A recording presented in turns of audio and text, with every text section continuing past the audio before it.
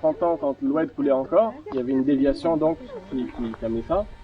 Et donc toute la zone plantée était en dessous de cette Soued. Au-dessus, c'était la zone pour les moutons, pour le harmel, pour différentes aromatiques, des zones de culture autonomes, sans irrigation. Et tout ce qui était en dessous de cette Segia, c'était tout ce qui était irrigué. Donc de là-bas, là, il y a les arbres, jusqu'à, on voit la petite maison qui est là-bas sur la butte.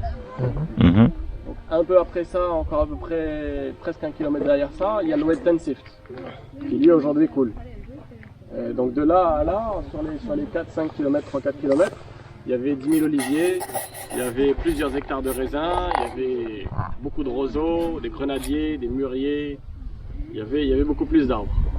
Mais l'Oued a arrêté de couler, dû à des concasseurs et l'usine de ciment et tout ça. Et donc plus d'eau, les gens ont petit à petit abandonné les trucs.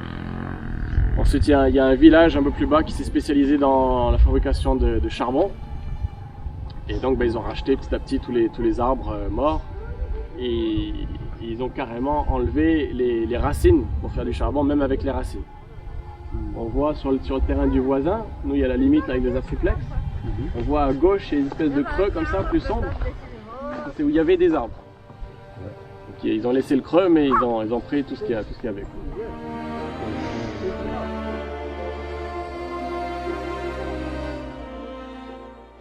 Petit à petit, ici, c'est presque prêt à être planté. Ici, le niveau normalement va monter encore un petit peu.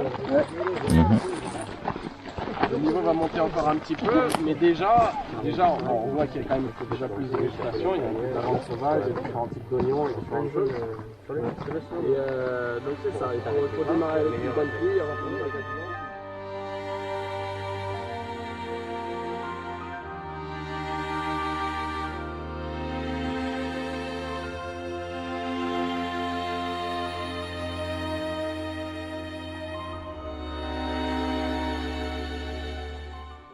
La plus haute, la plus sèche, c'est là où il y a quand même une bonne surface de runoff, il y a de l'eau qui s'écoule quand il pleut. Et on voit que d'ailleurs il y a eu de l'eau qui a stagné ici. Et il y a une petite germinaison, c'était quoi? C'était il y a 15 jours à peu près. Il y a un petit début de germinaison qui est un peu léger parce que moi il n'y a pas de paillage, il n'y a pas de matière en dessous pour multiplier l'effet de cette flotte, mais c'est le principe. On va allonger un peu plus les effets de boomerang pour attraper encore un peu plus d'eau dans cette petite zone.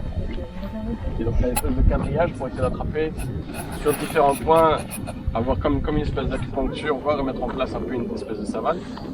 Et donc ici on va mettre des arbres très costauds comme Acacia orida ou différentes choses pour arriver à démarrer, à avoir un peu une espèce de canopée pour après coloniser entre plus facilement. Mais donc arroser là, il y a 1, 2, 3, 4, 5, 6, 7, 8, 9, 10, 11, 12, il y a une quinzaine de points comme ça.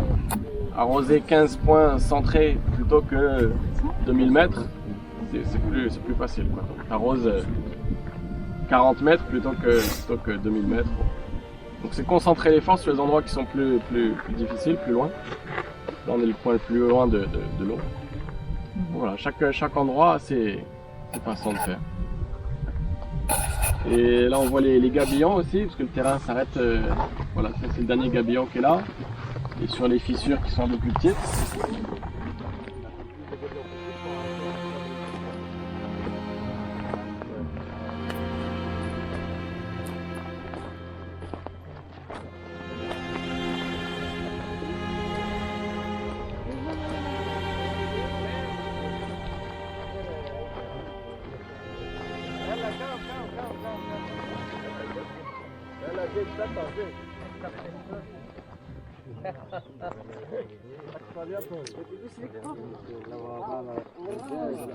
Ça commence à être pas mal pentu.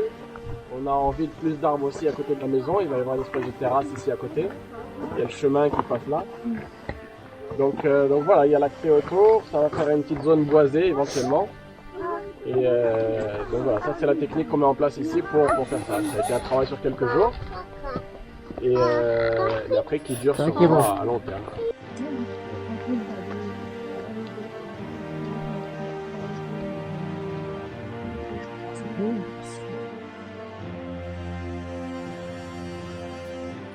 planter avec différentes choses. Donc on a commencé là avec des cactus qui sont plus costauds.